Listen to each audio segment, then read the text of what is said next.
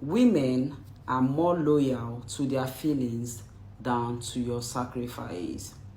It is a word I found from John Doe. And I've seen things that makes me believe we are more loyal to our feelings than to a man's sacrifice. So if you like, send a woman to school from primary to university and till she gets to PhD.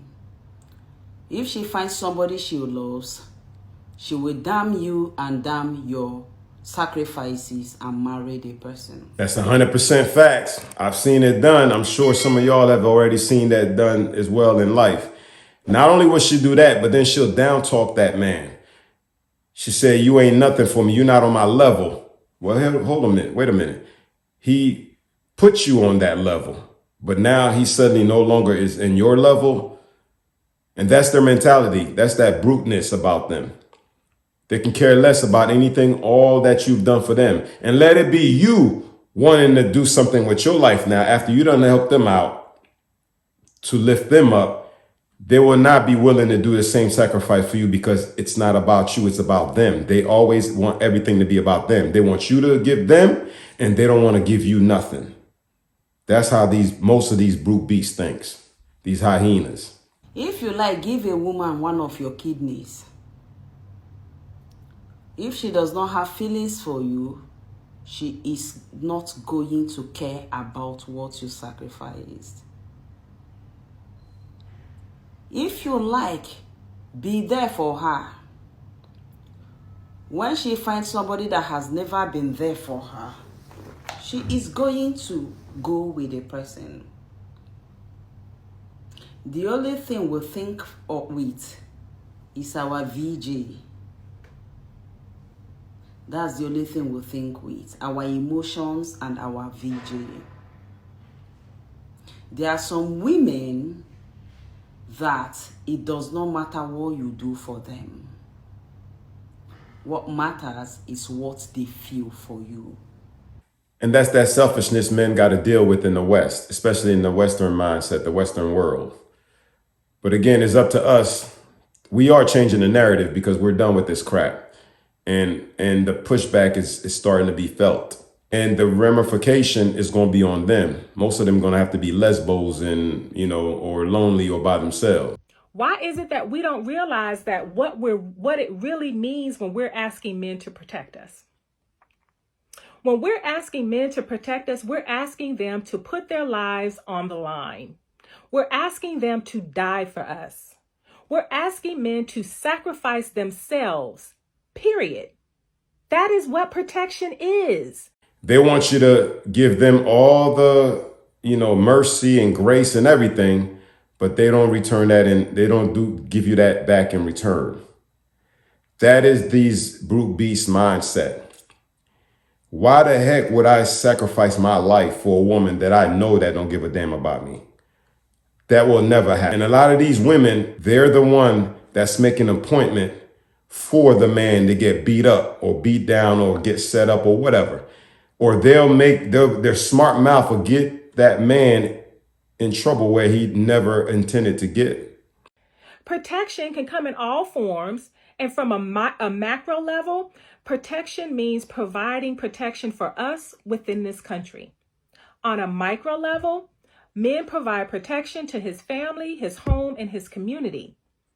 Traditionally, what makes his sacrifice worthwhile is knowing that his woman is grateful and her showing appreciation and knowing that his family feels safe, happy, and taken care of. These women don't even know how to spell the word grateful. They don't even associate themselves with that word because they're narcissists. They're narcissistic. They don't want to, nor are they able to think of anyone else but themselves. But all of my friends who prioritize having kids in their 20s are all now single moms at 40 and divorced. I got so many of these comments on my last video, so I'm going to touch on it now. Disregarding exceptional reasons such as real abuse, the fact is 80% of women are the ones ending marriages, 90% if they have a degree. Now, I've known about this statistic way before Jordan Peterson started popping off, and unfortunately, it was due to my own research because I saw how many of my female friends were leaving their husbands. I'm very tired of this victim mentality that has manifested within the female realm. I think most of these females, their last name should be Victim. Rebecca, Victim. Tanya, Victim. Because they love that bed. They love it. Even when they're at wrong, they'll find a way to be the victim. Even when they're the culprit. They're the, the instigator. They'll be the victim. Some way, somehow they're manipulated and make themselves look like the victim.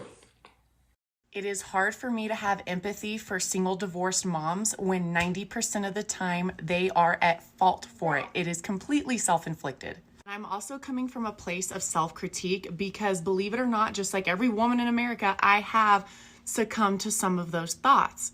But we listen to social media and mass media and we tell ourselves that there's someone else there that's going to treat us even better, and we neglect the other party, which is our husbands, and then all the children that are involved as well. Oh, but let's not forget the vows you took.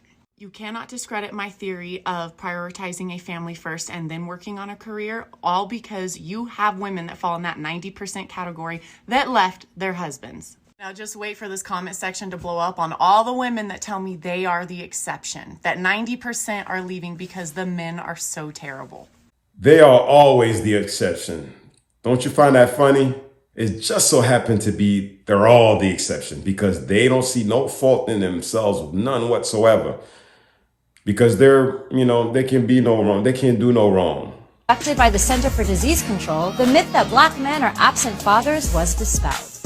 When news outlets report on black fatherhood, it's often depicted as a crisis, further reinforcing the idea that black men are not there to raise their children. But the data that the CDC gathered paints quite a different picture. In the study built upon years of research, the results indicated that black dads are actually more involved with their kids on a daily basis than other racial groups. From changing diapers to playing with their children to helping with homework, black fathers were statistically more hands-on than white and Latino fathers. Tara Culp-Bressler of Think Progress noted that equal numbers of black dads and white dads tend to agree that it's important to be a father who provides emotional support, discipline, and moral guidance. There's one area of divergence in the way the two groups approach their parental responsibilities. Black dads are even more likely to think it's important to financially provide for their children. The study also compared dads that were living with their kids and those who were not, and black fathers were still significantly more present. Conducted by the Center for... No matter how much they try to bury the truth, it always sneaks its head out of the ground to present itself. Truth of the matter is, they want to paint us as the worst of the worst, but when in fact, we're the best. We really are. I personally, when my daughter was born, I got up in the middle of the night, darn near every night. The nights that I didn't get up is because my daughter never woke up. She slept through the night. Other than that, it was me getting out after coming from a long day of work. I didn't complain. I just did it. I put my daughter to sleep. I did the homeworks with her. Well, we shared the homeworks duties. We shared both of us did that.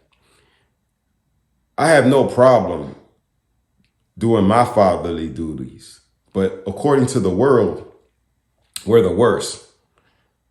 But the CDC, all right, that's the CDC. Y'all love quoting the CDC for every doggone everything else. How come this is not in mainstream media? They don't want it. They like painting us as thugs, gangsters, and rappers, and, whatever. Street gangbangers, you name it. Drug dealers, that's what they want us to be. They don't want us to be entrepreneurs and fathers and preachers and teachers and all that stuff. They don't want none of that. They can't have that. And now we're number one and attentive to our child. And we think we're number one as to think that financial stability or security or support is important. We're number one at that, according to the CDC study. Wow. Hey, Knock low ways, y'all. Like, share, subscribe, hit the notification bell. That way when I drop a new one, you'll be notified, all right? That was my perspective. Catch y'all on the next one.